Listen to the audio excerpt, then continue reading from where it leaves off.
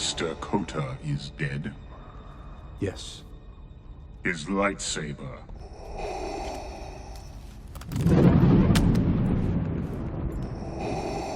My spies have located another Jedi. Kasdan Paratus is far more powerful than you. I do not expect you to survive, but if you destroy him, you'll be one step closer to your destiny. The Emperor. Yes. Only together can we defeat him. I will not fail you, my master.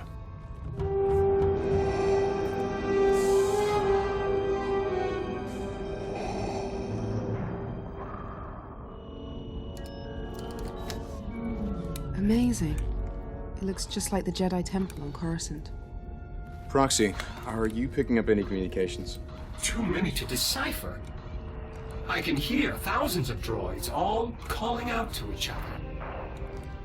This is where all droids go to die. Set us down as close to that thing as you can. I'll do my best. There are not many clearings. You'll need to approach the temple on foot.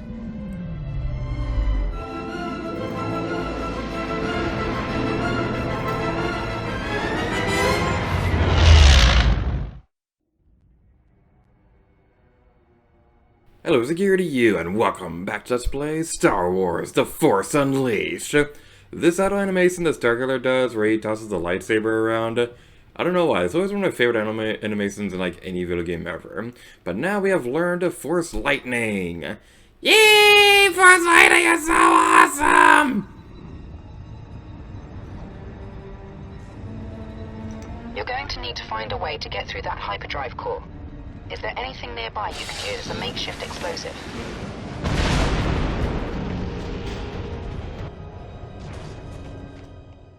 This is part of the reason why this is my favorite Star Wars game of all time, because pretty much any other big Star Wars game out there, you're playing as a Jedi, and that's always cool and all, but sometimes you just want to play as a Sith and you want to destroy everything in sight. Is that too much to ask?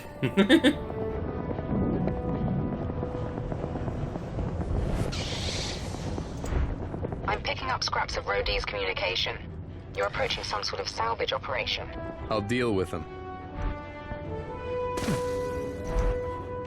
I was just thinking that it would be cool if they had a Star Wars game out there that had a bit of a choice and consequence system like Epic Mickey, where you'd start off the game as kind of like not really leaning towards either side, but then as you make choices throughout the game, you'll...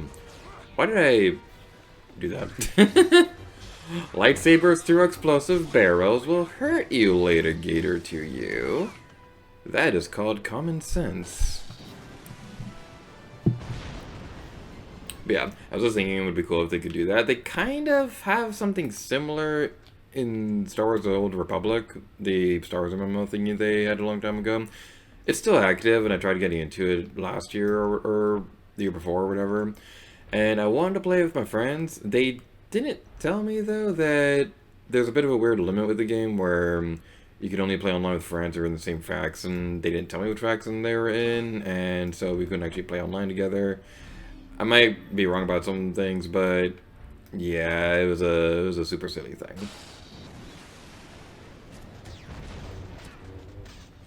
So we got a carrier craft thingy over there. I believe if we jump up there and use Force Lightning, we'll be able to destroy it. Yay! So there's the achievement to destroy a couple of those things over across this area. I'm not going to be going for that because I really do not care. As it is, I'm kind of wondering if I even... Ow! That looked like it was painful. As it is, I'm kind of wondering if I'm even going to bother caring that much about going for all the holocrons in the game. Because, like, when I was editing the previous levels, I was kind of thinking... Okay, first of all, right here. This right here is really cool. There's an X-Wing in there. There's an X-Wing in the pit, and that's a cool reference to Empire Strikes Back. Ah, that was so cool! That was epic and awesome! Eclipse to Starkiller. We're picking up a lot of movement beyond that hyperdrive core.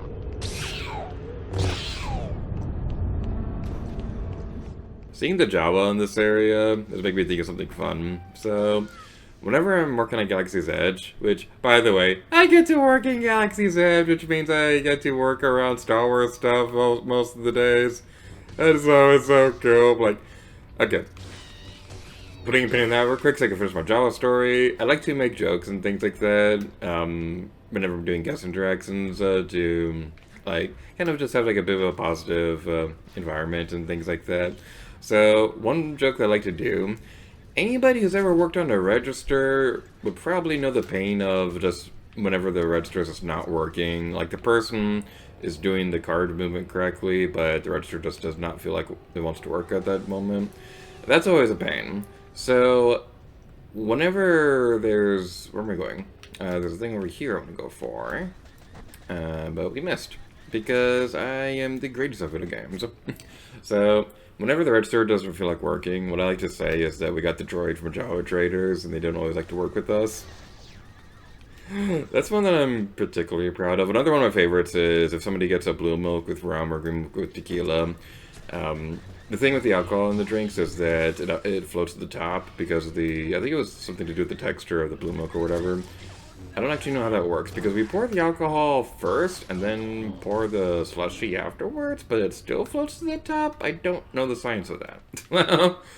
Whenever we serve the blue with rum or green tequila, we always tell the guests to stir before they drink.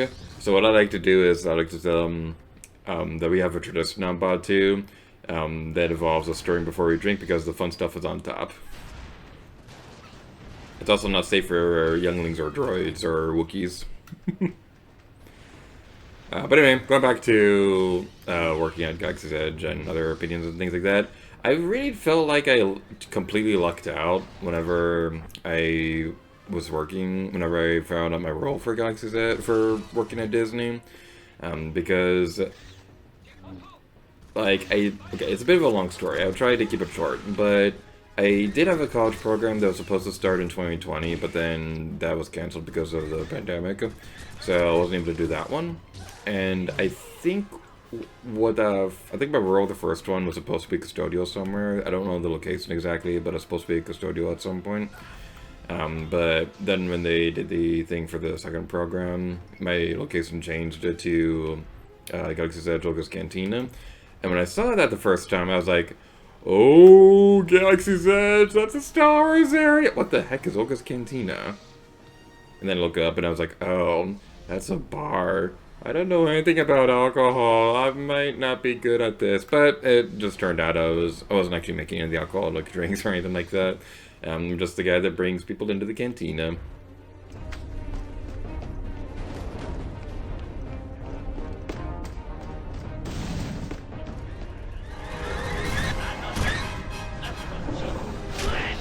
Juno, I'm not sure what I'm looking at here. Are you picking up anything? Just some panic transmissions. The scavengers didn't expect any droid resistance. There's actually two sides to it. There's the cantina side and there's the milk stand side, where you'll be at the milk stand or the drink carts and things like that.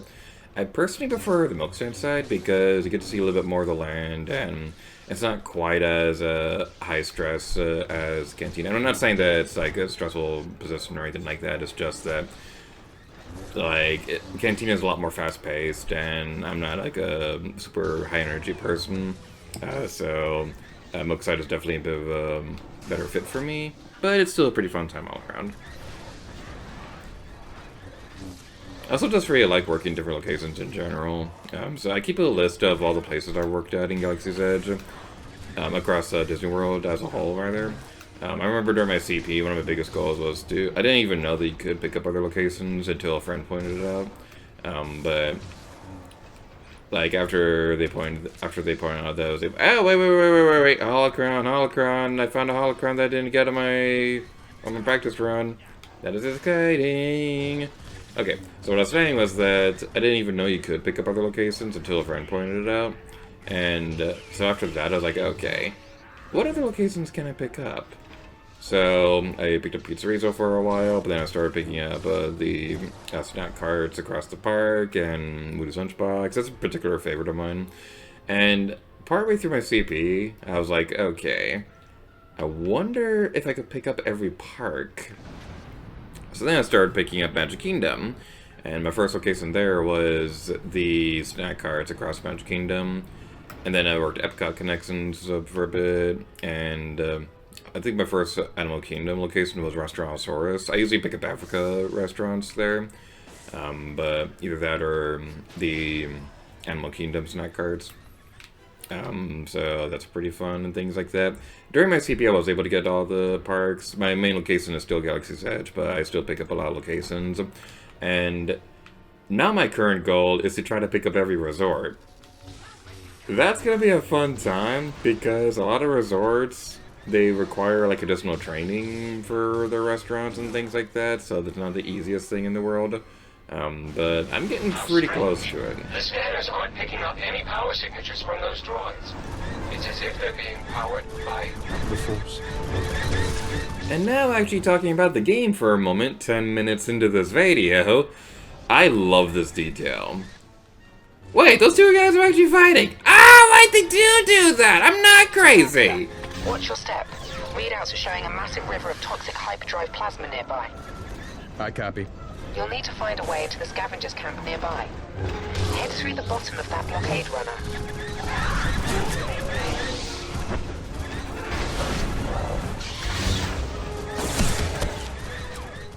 So, I remember talking about in the TIE Fighter factory level area that I wasn't really noticing the stormtroopers or the Orkoda's men actually attacking each other or anything like that, and I thought for certain that they were going to do that, but we just saw that right there where the free falling. So going back to what I was saying a moment ago, I love this detail right here where the droids aren't actually powered by any electrical source or anything like that, or whatever was used for the battle droids during the Clone Wars. So I love the detail that they're powered by the Force. We hear a little bit with Darth Vader saying that Kazdan Paratus is a lot more powerful than Starkiller, and that's a big gripe that I have with a lot of stories like this. Not Star Wars specifically, but just in general, where they'll say, oh, this character is way more powerful than you, but they don't actually show it, and it's like, okay, cool, thanks for telling and not showing. If you want an example of this, once upon a time, it drove me crazy in the later seasons when they would be all like, oh, the Wicked Witch, oh, they're the most powerful thing in the history of anything ever, they're even more powerful than Peter Pan, who we just murdered a few episodes ago. And it's like, I'm not seeing what's making the Wicked Witch more powerful, but okay. I mean, the fire magic and flying are cool, but you don't seem that much more of a threat than the Evil Queen. But, like, I digress. So, I really like the detail that they did that with this game, because this is showing that Kazdan Paratus, he's still out there somewhere. We haven't found him quite yet. But even this far away from wherever he's hiding, he still has a strong connection to the Force and is able to, like, control these droids from that far away. We don't know exactly for certain if he's directly controlling the droids. I don't think they are because of some details we'll see a little bit later. But it's such a fascinating detail. And I do feel bad for murdering these Jawas, but we're going to destroy them anyway. If you want something really cruel, there's... Okay, talking a little bit further into the series for a moment, there's DLC in The Force Unleashed 2, where you're going to Endor during Return of the Jedi. They make you kill Ewoks. Why would you want to kill an Ewok? They're so cute. And I just know for a fact if they had another Force Unleashed game that was set during the sequel era, those jerks would make us kill Porgs, and that's where I cross the line. Porgs are awesome. They're the best thing in Star Wars history, and I don't care what anyone says. And continuing on over this way, some advice I can strongly recommend if you want to continue being a live person. First, pushing off the ledge is a pretty good strategy, but also you'll probably want to deal with the heavy gun splat-link people. What are these called again? Rodian Heavy Defender. Fascinating. You probably want to deal with those guys first because they're going to be rapidly firing a lot of blaster shots, and they'll be dealing a lot of damage very quickly if you're not careful. So that's definitely something you want to watch out for. I think after this room, we're going to go ahead and update some of the force equipment and things like that. And then at some point, we'll show on screen what we had. What I'm currently thinking about is that I'll do the upgrade stuff off screen, and then we'll have like a video clip on the corner of the screen showing what we did, so it doesn't take too much time in the video. Ah!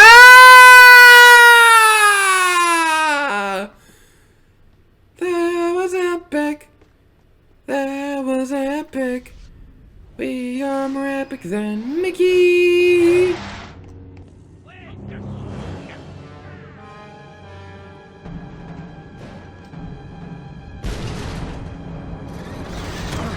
Starcatter's head twitching right there is kind of unusual. Alright, so I'm not going to be worrying too much about fighting these guys. I'm going to try to take care of the ones up here, though. They're going to be the biggest problems in the world. Stop hurting me! Did I give you permission to hurt my beautiful face? This is the money maker. Even though we're supposed to be a secret apprentice.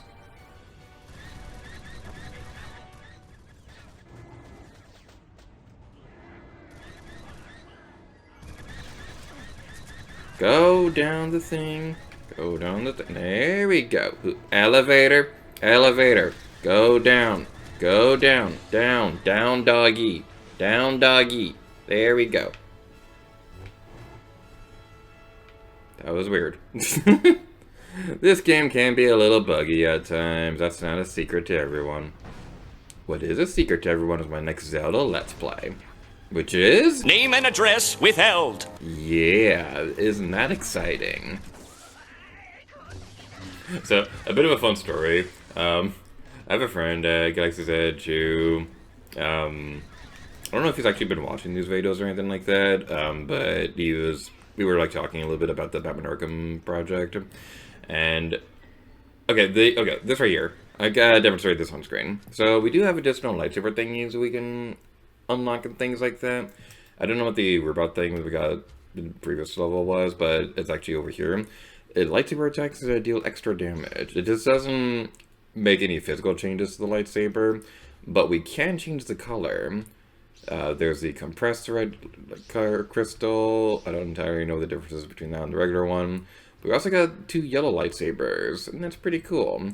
Try not to scroll too much on here because it's going to spoil other colors you'll get later. Especially don't go to the far left. When I saw that, and I was like, wait, no, I didn't want to know that that was a thing. I wanted to be surprised. It was definitely intriguing because I didn't know that lightsaber was a thing, but it was still a bit of a spoiler that I didn't appreciate.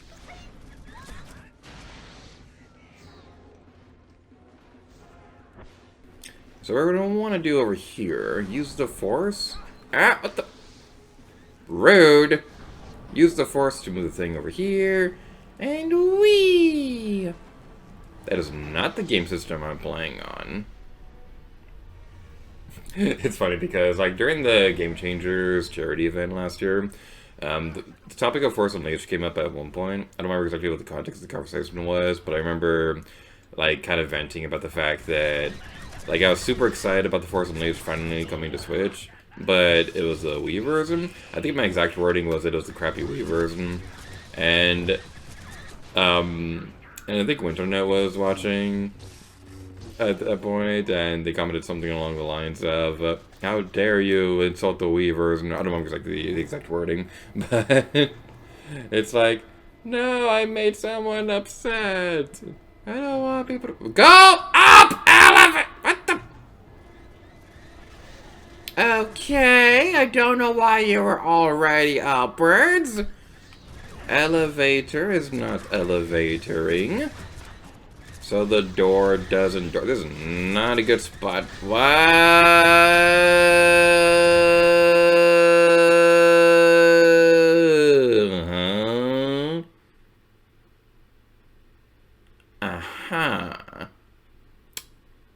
Well then.